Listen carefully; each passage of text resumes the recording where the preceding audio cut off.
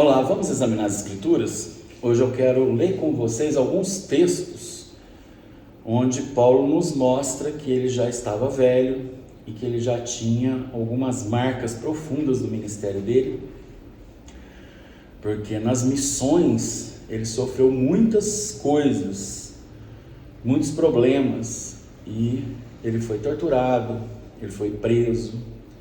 Então aqui nós vamos ver o que ele nos diz, porque ele chegou na velhice e aí ele tem algumas coisas para nos dizer. Como eu me aposentei recentemente, eu estou pensando no que eu faço da vida, pois é uma sensação muito estranha a gente ser aposentado. Parece que a gente parece que a gente não é mais útil, parece que a nossa utilidade se esgotou e que só nos resta aguardarmos a morte. É uma coisa, ou é uma sensação muito ruim, é uma sensação de inutilidade. Quando nós somos mais jovens, nós ficamos doidos para nos aposentarmos. Só que quando isso acontece, dá um vazio, aparentemente a vida perde o sentido, porque nós trabalhando, nós estamos sendo produtivos, nós estamos ajudando a construir alguma coisa. E nós, ociosos, não fazemos isso. Então, eu quero ver o que Paulo diz, o que ele nos ensina e como que ele tocou a sua vida na velhice, para que todos nós possamos pensar a respeito desse assunto. Quando você se aposentar, o que você vai fazer da vida? Porque a aposentadoria não é uma fortuna, é um valor bom. Mas não é uma fortuna, não dá para ficar passeando pelo mundo, não dá para ficar viajando, não dá para tirar férias da vida.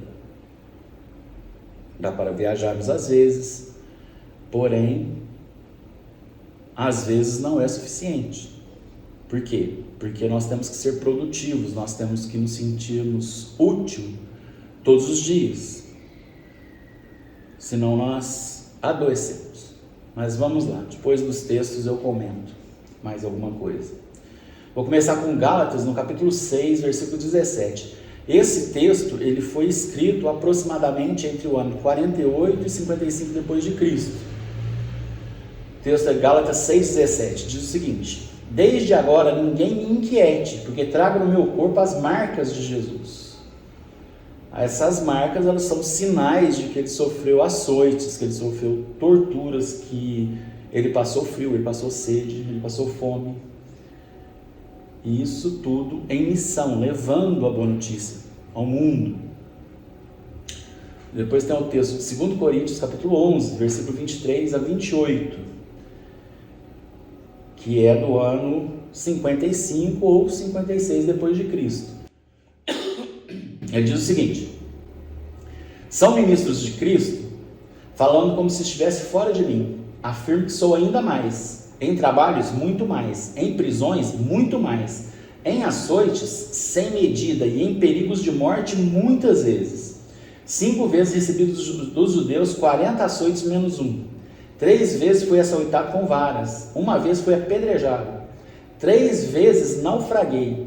Fiquei 1 noite e 1 dia boiando em alto mar, em viagens muitas vezes, em perigos de rios, em perigos de assaltantes, em perigos de patrícios, em perigos entre os gentios, em perigos na cidade, em perigos no deserto, em perigos no mar, em perigos entre falsos irmãos, em trabalhos e fadigas, em vigílias muitas vezes, em fome e sede, em jejuns muitas vezes, em frio e nudez.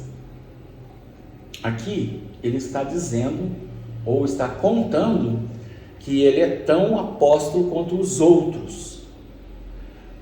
A marca do apostolado dele é que justamente ele passou todas essas coisas aqui por amor a Cristo, para levar o Evangelho, para que mais pessoas fossem salvas. Então, quando ele começa a falar, são ministros de Cristo, quem são ministros? Os outros apóstolos, os outros enviados, os outros discípulos do nosso Senhor. E aqui ele narra inúmeras coisas que ele passou. Ele fala em fadigas, em vigílias muitas vezes, em fome, sede, jejuns, com frio, com nudez, em perigo entre os judeus, entre os patrícios e entre os gentios, entre os pagãos. Então ele sofreu muito nesse período.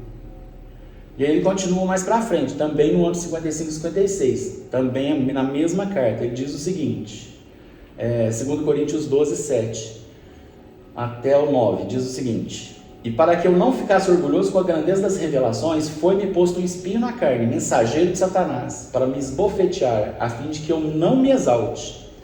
3 vezes pedi ao Senhor que o afastasse de mim. Então ele me disse: a minha graça é o que basta para você, porque o poder se aperfeiçoa na fraqueza. Esse espinho na carne ele é muito debatido, eu precisaria de um vídeo inteiro para poder mostrar para vocês o que seria esse espinho na carne. A meu ver, ele estava ficando cego, e ele pediu para Deus ou para Jesus curá-lo, e ele não recebeu essa cura, e a resposta que ele teve é que o poder de Deus se aperfeiçoa na fraqueza. Então é mais uma das coisas. E ele foi posto esse espinho na carne porque ele foi até o terceiro céu e ouviu revelações que não são possíveis colocar em palavras, são inefáveis. E aí foi posto esse espinho na carne para que ele não ficasse orgulhoso das revelações que ele teve. Depois, no ano 60 ou 62, ou de 60 a 62, ele escreveu a Filemon, a favor de Onésimo. Onésimo era um escravo que havia fugido, Paulo estava preso em Roma, conheceu Onésimo, Onésimo se converteu e ele enviou Onésimo para Filemon. E aí ele pede para que esse irmão seja recebido como irmão e não como escravo.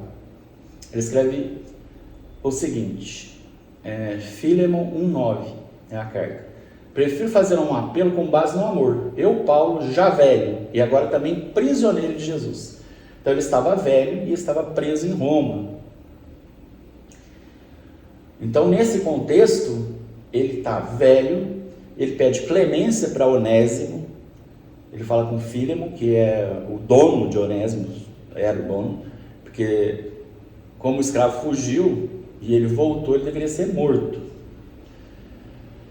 Em 2 Timóteo capítulo 4, versículo de 6 a 8, que foi escrito entre o ano de 64 e 67, ele diz o seguinte: quanto a mim, já estou sendo oferecido por libação, ou seja, o sangue dele vai ser despejado.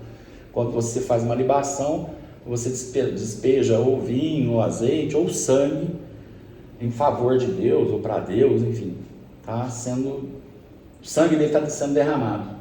Então, quanto a mim, já estou sendo oferecido por libação, e o tempo da minha partida chegou, o tempo da minha morte chegou. Combati o bom combate, completei a carreira, guardei a fé. Desde agora me está guardada a coroa da justiça, que o Senhor, reto juiz, me dará naquele dia, e não somente a mim, mas também a todos os que amam a sua vinda. Ele está absolutamente consciente de que a morte dele está próxima. Ele diz que ele cumpriu todas as missões que ele tinha e que ele vai receber a coroa.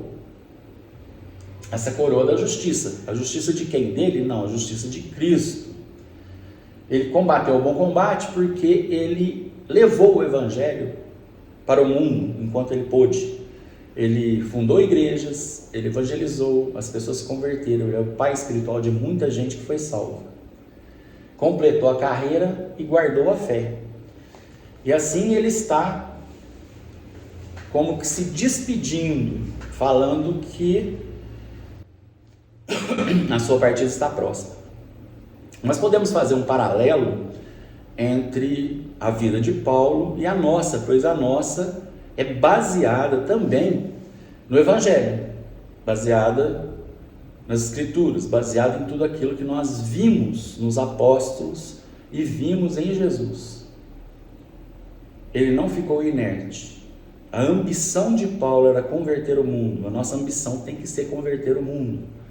Se necessário for, use palavras, pois ele usava palavras. Especialmente suas cartas foram escritas para pessoas que já eram convertidas, para mostrar como ele fazia. Ele testemunhava de Jesus Cristo. A palavra testemunho em grego é mártires. Então um mártir é uma testemunha.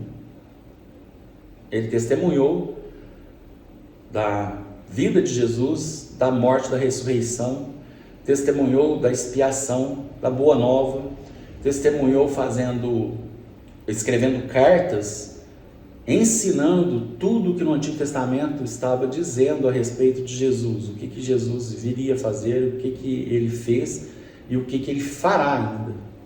Todos esses testemunhos, eles servem para nos orientar.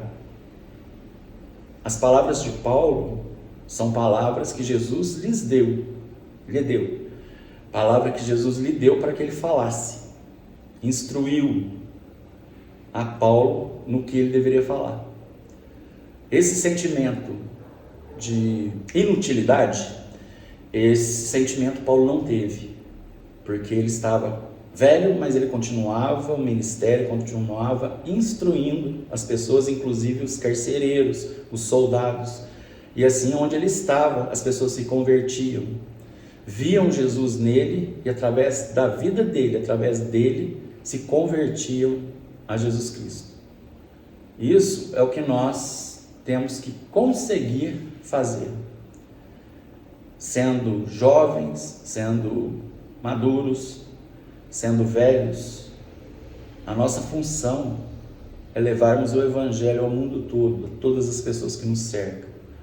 Então nós vamos pelo mundo caminhando, e em todos os nossos encontros nós precisamos levar a Jesus Cristo e levarmos o Evangelho, a boa notícia que Deus estava em Cristo se reconciliando conosco, não levando em conta os nossos pecados.